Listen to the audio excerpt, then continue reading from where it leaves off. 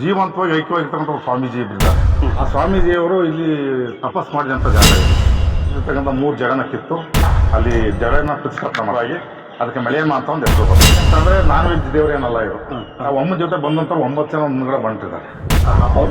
ಆ ಬಂಟ್ರಿಗೋಸ್ಕರ ಈ ಮರಿ ಕೋಳಿ ಗಂದಿ ಇವರು ಬರೋದಾಗಲಿ ಅಮ್ಮ ನಮ್ಮ ಮೈ ಮೇಲೆ ಬರುತ್ತೆ ಅನ್ನೋದು ಇಲ್ಲಿ ಮೂಢನಂಬಿಕೆ ಅಂತೂ ಯಾವುದೇ ಕಾರಣವಿಲ್ಲ. ನಾವು ಪ್ರಸಾದ ಆಗುತ್ತೆ, ನಮ್ಗೆ ಒಳ್ಳೇದಾಗುತ್ತೆ ಅಂದರೆ ಬಲಭಾಗದಲ್ಲಾಗುತ್ತೆ, ಕೆಟ್ಟದಾಗುತ್ತೆ ಅಂದರೆ ಎಡಭಾಗದಲ್ಲಾಗುತ್ತೆ. ಹಾಸನ ಜಿಲ್ಲೆಯ ಅತಿ ಶಕ್ತಿಶಾಲಿ ಮಳೆಯಮ್ಮ ದೇವಸ್ಥಾನಕ್ಕೆ ಇವತ್ತು ಹೊರಟಿದ್ದೀವಿ. ಆ ತಾಯಿಯ ಸ್ಥಳ ಪುರಾಣ ಮತ್ತು ಮಹಿಮೆ ಏನೆಂದು ಇವತ್ತು ನಾವು ತಿಳ್ಕೊಳ್ಳೋಣ. ಕುಂದೂರು ಮಠ ಇದು ಬಹಳ ಧಾರ್ಮಿಕವಾದ ಕ್ಷೇತ್ರ. ಸುಮಾರು 1200 ವರ್ಷಗಳ ಇತಿಹಾಸ ಇರ್ತಕ್ಕಂಥ ಮಠ ಇದು. ಈ ಮಠದ ಪರಂಪರೆ ಸುಮಾರು 13 ಜನ ಸ್ವಾಮೀಜಿಗಳು ಹೊಂದಿರ್ತಕ್ಕಂಥ ಮಠ. ಈ ಮಠನ ನಮ್ಮ ಶ್ರೀ ರಾಮಯ್ಯ ಪರದೇಶಿ ಮಹಾಸ್ವಾಮೀಜಿಯವರು 2013 ಇಸ್ವಿನಲ್ಲಿ ಶ್ರೀ ಕ್ಷೇತ್ರ ಕುಂದೂರು ಮಠವನ್ನು ಆದಿಚುಂಚನಿ ಮಹಾಸಂಸ್ಥಾನ ಮಠದ ಪೀಠಾಧಿಕಾರಿಗಳಾದಂಥ ಬಾಲಗಂಗಾಧರನಾಥ ಮಹಾಸ್ವಾಮೀಜಿಯವರ ಒಂದು ಆಶೀರ್ವಾದದೊಂದಿಗೆ ಡಾಕ್ಟರ್ ನಿರ್ಮಲಾನಂದನಾಥ ಮಹಾಸ್ವಾಮೀಜಿಯವರಿಗೆ ಪೀಠಕ್ಕೆ ಹಸ್ತಾಂತರ ಮಾಡಲಾಯಿತು. ಈ ಸುತ್ತಮುತ್ತ ಗ್ರಾಮಸ್ಥರು ಹಾಗೂ ಕುಂದೂರು ಗ್ರಾಮಸ್ಥರು ಸೇರಿ. ಈ ಅಮ್ಮಂದು ಒಂದು ಇತಿಹಾಸ ಏನು ಅಂತ ಅಂದರೆ, ಈ ಮಠದೊಳಗೆ ಒಂದು ಜೀವಂತವಾಗಿ ಐಕ್ಯವಾಗಿರ್ತಕ್ಕಂಥ ಸ್ವಾಮೀಜಿ ಇದ್ದಾರೆ. ಒಂದು ಗದ್ದಿಗೆ ಇದೆ. ಆ ಸ್ವಾಮೀಜಿಯವರು ಇಲ್ಲಿ ತಪಸ್ ಮಾಡಿದಂಥ ಜಾಗ ಇದು. ಈ ತಪಸ್ ಮಾಡೋ ಜಾಗದಲ್ಲಿ ಏನಾಗುತ್ತೆ, ಸ್ವಾಮೀಜಿಯವರು ಈ ಮಠ ಸ್ಥಾಪನೆ ಮಾಡ್ಬೇಕು ಅನ್ನೋ ಉದ್ದೇಶದಲ್ಲಿ ಮಲೆನಾಡು ಸೈಡು ಭಿಕ್ಷೆಗೆ ಅಂತ ಹೋಗ್ತಾರೆ. ಆ ಭಿಕ್ಷೆಗೆ ಅಂತ ಹೋದಂಥ ಟೈಮಲ್ಲಿ ಬೆಳಗ್ಗೆಯಿಂದ ಸಂಜೆ ಭಿಕ್ಷೆ ಎಲ್ಲ ಮಾಡಿ ಆ ಬಸ್ಸಿನ ಮೇಲೆ ತುಂಬ್ಕೊಂಡು ಬರ್ತಾ ಇರುವಂಥ ಸಂದರ್ಭದಲ್ಲಿ ಆ ಬಸ್ಸಿಂದ ಸ್ವಲ್ಪ ಜಾಸ್ತಿ ಆಗಿರುತ್ತೆ, ಒಂದು ಕಡೆ ಕಡಿಮೆ ಆಗಿರುತ್ತೆ. ಆ ಬಸ್ಸಿನ ಕಡೆ ಜೋಳಿಗೆ ಕಡಿಮೆ ಇರುತ್ತೆ, ಆ ಕಡೆಗೆ ಕಲ್ಲನ್ನ ತೆಗೆದುಬಿಟ್ಟು 3 ಕಲ್ಲನ್ನ ಇರ್ತಾರೆ ಒಂದು ಲೆವೆಲಿಗೆ ಬರಲಿ ಅಂತ. ಯಾವ ಜಾಗದಲ್ಲಿ ಅದು? ಮಲೆನಾಡು ಸೈಡಲ್ಲಿ. ಆ ಬರ್ತಾ ಇರ್ಬೇಕಾದ್ರೆ ಈ ಮರವಾಗಿ ಬಸ್ಸನ್ನು ಕರ್ಕೊಂಡು ಇಲ್ಲಿ ಬರಬೇಕಾದ್ರೆ ಬಸ್ಸ ಇಲ್ಲಿ ಬಿದ್ದುಬಿಡುತ್ತೆ. ಆ ಬಿದ್ದಂಥ ಟೈಮಲ್ಲಿ 3 ಕಲ್ಲು ತಳಗಡೆ ಬಿದ್ದೋಗ್ಬಿಡ್ತಾರೆ. ಅವಾಗ ಏನು ಮಾಡ್ತಾರೆ ಸ್ವಾಮೀಜಿಯವರು ಮತ್ತೆ ಯಥಾಸ್ಥಿತಿ ಎದ್ದು ನಿಂತಾಗ ಬಸವ ಯಥಾಸ್ಥಿತಿ ಮತ್ತೆ ಒಂದು ಲೆವೆಲ್ಗೆ ಇರುತ್ತೆ ದವಸ ಧಾನ್ಯ ಎಲ್ಲ. ಅವಾಗ ಸ್ವಾಮೀಜಿ ಹೋಗಿ ಮಠಕ್ಕೆ ಅದನ್ನು ಕಿತ್ತಾಕಿಬಿಟ್ಟು ಮಾರನೇ ಬೆಳಿಗ್ಗೆ ಎದ್ದು ಶಿವಪೂಜೆ ಮುಗಿಸ್ಕೊಂಡು ಈ ಮರು ಸ್ವಾಮೀಜಿ ಬಂದು ಬರ್ತಾ ಇರ್ತಾರೆ. ಇಲ್ಲಿ ಒಂದು ಅಮ್ಮ ಒಂದು ಅಜ್ಜಿ ರೂಪದಲ್ಲಿ ಕಾಣಿಸ್ಕೊಳ್ತಾ ಇರ್ತಾರೆ ಸ್ವಾಮೀಜಿ. ಸ್ವಾಮೀಜಿ ಅವ್ರು ಕೇಳ್ತಾರೆ, ನೀನು ಯಾರಮ್ಮ ಇಲ್ಲಿ ಯಾಕಮ್ಮ ಬಂದಿರಿ? ನೆನ್ನೆ ನಿನ್ನ ಜೊತೆ ನಿನ್ನ ಜೋಳುಗಳು ಬಂದಾಕಣಪ್ಪ. ಏನಕ್ಕೆ ಬಂದೆ? ಈ ಮಠದಲ್ಲಿ ಕ್ಷೇತ್ರ ರಕ್ಷಣೆ ದೇವತೆ ಆಗಿರ್ತೀನಿ ನನ್ನ ಜೊತೆ, ನನಗೆ ಸ್ವಲ್ಪ ಜಾಗ ಕೊಡುವಂತ ಕೇಳ್ತಾರೆ. ಜಾಗ ಕೊಡುವಂತ ಕೇಳಿದಾಗ ಹೋಗಿ ಮನೆ ಒಳಗಡೆ ಕೂತ್ಕೋ ಅಂತ ಸ್ವಾಮೀಜಿಯವರು ಹೇಳ್ತಾರೆ. ನಾನು ಆ ರೀತಿಯಾಗಿ ಕೂತ್ಕೊಳ್ಳಲ್ಲ, ನಿಮ್ಮ ತಲೆಯಲ್ಲಿ ಇರ್ತಕ್ಕಂಥ ಜಡೆಯನ್ನು ಕಿತ್ತು, ಜಡೆ ಅಂದರೆ ಗೊತ್ತಿರುತ್ತೆ ನಿಮಗೆ? ಜಡೆ ಅದೇ ಜುಟ್ಟು ಅಂತ ಬುತ್ತಿ ಹೆಂಗೆ ಬಂದಿರುತ್ತೆ, ಆ ಜಡನ ಕಿತ್ತು ಇಲ್ಲಿ ಪೀಠ ಮಾಡಿಕೊಟ್ರೆ ನಾನು ಇಲ್ಲಿ ಕೂತ್ಕೊತೀನಿ ಅಂತ ಹೇಳ್ತಾರೆ. ಆವಾಗ ಸ್ವಾಮೀಜಿ ಅಮ್ಮವ್ರು ಹೇಳ್ದಂಗೆ ತಡೆಲಿರ್ತಕ್ಕಂಥ 3 ಜಡನ ಕಿತ್ತು ಅಲ್ಲಿ ಜಡೆನ ಪ್ರತಿಷ್ಠಾಪನೆ ಮಾಡ್ತಾರೆ. ಆವಾಗ ಅಮ್ಮ ಹೋಗಿ ಮಲೆ ಒಳಗಡೆ ಐಕ್ಯವಾಗಿ ಅದಕ್ಕೆ ಮಳೆಯಮ್ಮ ಅಂತ ಒಂದು ಹೆಸರು ಬರುತ್ತೆ.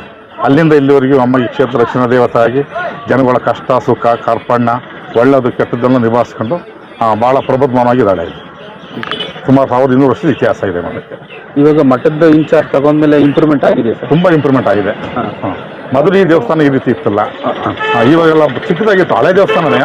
ಇವಾಗ ಸುಮಾರು ಇದಕ್ಕೆ ಭಾಳ ಒಂದು ಅಂದಾಜು ವೆಚ್ಚ ಎಲ್ಲ ನೋಡಿ ಒಂದು ನೀರಿನ ಲಕ್ಷಣ ತಯಾರು ಮಾಡಿದ್ದಾರೆ. ಸ್ವಲ್ಪ ಸಮಯದ ನಂತರ ಇದನ್ನು ಮತ್ತೆ ಪುನರ್ಜೀವನ ದೊಡ್ಡದಾಗಿ ಈ ದೇವಸ್ಥಾನ ಎಲ್ಲ ಮಾಡಲಿಕ್ಕೆ ಒಂದು ಪ್ಲಾನಿಂಗ್ ಮಾಡ್ಕೊಂಡಿದ್ದಾರೆ ಸ್ವಾಮೀಜಿಯವರ ಒಂದು ನೇತೃತ್ವದಲ್ಲಿ. ಹೌದು, ತುಂಬ ಇಷ್ಟವಾದ ಪ್ರಾಣಿ ಬಲಿ ಅಂದರೆ ಇದು ಹಂದಿ. ಈ ಅಮ್ಮಗೆ ಪ್ರಾಣಿ ಬಲಿ ಅಂತ ಅಂದರೆ ನಾನ್ ವೆಜ್ ದೇವರೇನಲ್ಲ ಇದು. ಓಕೆ. ಇದಕ್ಕೆ ಈ ಮೊಸರನ್ನ ಬೆಲ್ಲದನ್ನ ಈ ಥರ ಅಮ್ಮನ ಜೊತೆ ಬಂದಂಥವ್ರು 9 ಜನ ಮುಂದ್ಗಡೆ ಬಂಟಿದ್ದಾರೆ.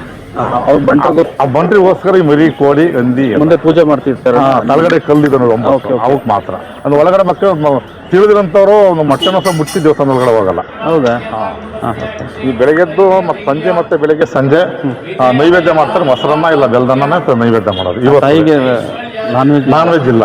ಆಮೇಲೆ ಪ್ರತಿ ದಿವಸ ಇಲ್ಲಿ ಬೇರೆ ಜನಗಳ ಮೇಲೆ ದೇವ್ರು ಬರೋದಾಗಲಿ ಅಮ್ಮ ನಮ್ಮ ಮೈ ಮೇಲೆ ಬರುತ್ತೆ ಅನ್ನೋದು ಇಲ್ಲಿ ಮೂಢನಂಬಿಕೆ ಅಂತೂ ಯಾವುದೇ ಕಾರಣವಿಲ್ಲ.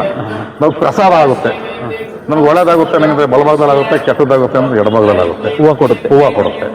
ಆ ಕೆಲಸ ಸೋಮವಾರ, ಬುಧವಾರ, ಗುರುವಾರ, ಶನಿವಾರ ವಾರ 4 ದಿವಸ ಇರುತ್ತೆ. ಪ್ರತಿ ಅಮಾವಾಸ್ಯೆ ದಿವಸ ಪೂಜಾ ಅವಹೇಳನ ಮತ್ತು ಹೋಮ ಮತ್ತು ನಮ್ಮ ಹಾಸನ ಸ್ವಾಮೀಜಿಯವರು, ಶಂಭುನಾಥ ಸ್ವಾಮೀಜಿಯವರು ಭಾಳ ನೇತೃತ್ವದಲ್ಲಿ ತುಂಬ ಚೆನ್ನಾಗಿ ನಡೀತಾ ಇದೆ. ಜಾತ್ರೆ ಡಿಸೆಂಬರು ಮತ್ತು ನವಂಬರು ಆಜುಬಾಜಲ್ಲಿ ಬರುತ್ತೆ. ಅವಾಗೆಲ್ಲ ಒಂದು 15 ದಿವಸ ರಥೋತ್ಸವ ಎಲ್ಲ ಇರುತ್ತೆ. ಇದಕ್ಕೆಲ್ಲ ಕಾರ್ಯದರ್ಶಿ ಮಳೆಯಮ್ಮ ಚಾರಿಟೇಬಲ್ ಟ್ರಸ್ಟ್ ಅಂತ ಒಂದು ಟ್ರಸ್ಟ್ ಇದೆ. ಆ ಟ್ರಸ್ಟಲ್ಲಿ ನಿರ್ಮಲಾ ಸ್ವಾಮೀಜಿ ಅಧ್ಯಕ್ಷರು, ಶಂಭುನಾಥ ಸ್ವಾಮೀಜಿಯವರು ಚಾರಿಟೇಬಲ್ ಟ್ರಸ್ಟ್ ಕಾರ್ಯದರ್ಶಿಗಳು. ಈ ಮಠಕ್ಕೆ 280 ಎಕರೆ ಆಸ್ತಿ ಇದೆ. ಹಾಗೂ ಈ ಸುತ್ತಮುತ್ತ ಹಳ್ಳಿಗಳೆಲ್ಲ ಈ ಮಠಕ್ಕೆ ಸಂಬಂಧಪಟ್ಟಂಗೆ ಆಯಾ ಊರಲ್ಲಿ ಅವರು ಸಂಬಂಧಪಟ್ಟಂಗೆ ತಕ್ಕಂತೆ ಅವರು ಸಹ ಆಸ್ತಿ ಎಲ್ಲ ಬಿಟ್ಟಿದ್ದಾರೆ. ಆಮೇಲೆ ಈ ಕ್ಷೇತ್ರಕ್ಕೆ ಮೂಲತಃ ಸುಬ್ರಹ್ಮಣ್ಯ ಸ್ವಾಮಿ ಕ್ಷೇತ್ರ ಇದು. ಇಲ್ಲಿ ಸುಬ್ರಹ್ಮಣ್ಯ ಸ್ವಾಮಿ ಅವರು ಉದ್ಭವ ಮೂರ್ತಿ ಇಲ್ಲಿ. ಈ ಶ್ರೀ ಕ್ಷೇತ್ರ ಸುಬ್ರಹ್ಮಣ್ಯ ಸ್ವಾಮಿ ಕ್ಷೇತ್ರ ಅಂತಲೇ ಹೆಸರು. ಇನ್ಚಾರ್ಜ್ ಎಷ್ಟು? ಇನ್ಚಾರ್ಜು ಇವಾಗ ನಮ್ಮ ಆದಿಚುಂಚನಗಿರಿಗೆ ಹಸ್ತಾಂತರ ಮಾಡಿ 13 ವರ್ಷ ಆಗಿದೆ. ಇವಾಗ ಇನ್ಚಾರ್ಜು ಆದಿಚುಂಚನಗಿರಿ ಅವರೇ. ನಿರ್ಮಲ ಸ್ವಾಮೀಜಿ ಪೀಠಾಧ್ಯಕ್ಷರು, ಈ ಮಠಕ್ಕೆ ಅವರೇ ಪೀಠಾಧ್ಯಕ್ಷರು. ಕಾರ್ಯದರ್ಶಿಗಳು ನಮ್ಮ ಶ್ರೀ ಶಂಭುನಾಥ ಸ್ವಾಮೀಜಿಯವರು, ಅದು ಬಿಟ್ಟರೆ ಶಿವಪುತ್ರನಾಥ ಸ್ವಾಮೀಜಿ ಅಂತ ಕಬ್ಲಿಯವರು, ಅವರು ಇನ್ಚಾರ್ಜ್ ಇವಾಗೆಲ್ಲ. ವರ್ಷದಲ್ಲಿ ಒಂದು 3 ರಿಂದ 4 ಸಲ ನಿರ್ಮಲ ಸ್ವಾಮೀಜಿ ಪೂಜೆ ಪುರಸ್ಕಾರಗಳೆಲ್ಲ ಬರ್ತಾ ಇರ್ತಾರೆ. ಜಾತ್ರೆಯಲ್ಲಿ ಹೋಮಕ್ಕೆ ಬರ್ತಾರೆ, ಆಯುಧ ಪೂಜೆಯಲ್ಲಿ ಬನ್ನಿ ಮಂಟಪ ಮಾಡ್ಲಿಕ್ಕೆ ಬರ್ತಾರೆ. ಯುಗಾದಿ